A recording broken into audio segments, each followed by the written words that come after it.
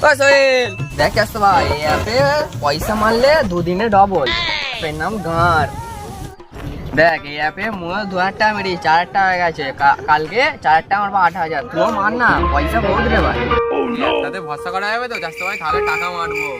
হ্যাঁ রে বাংলা মান না, সত্যি কথাই বলতি যে 1 2 3 লাখ অব্দি মান না, 4 লাখ মার, কোনো অসুবিধা নেই, তুই মেরে যায়। এইসব অ্যাপে ভরসা করে নিস ভাই, একবার ভালো করে ভেবে দেখ, এইসব অ্যাপে টাকা মারা যাবে না।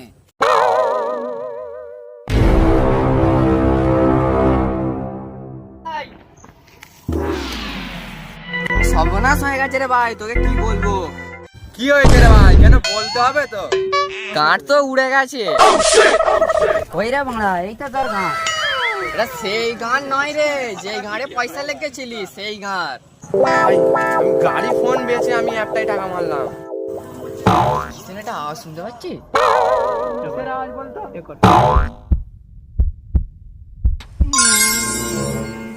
তোর কি হলো রে বাড়া, তুই কাঁদ দিছিস কেন এমন ভাবে?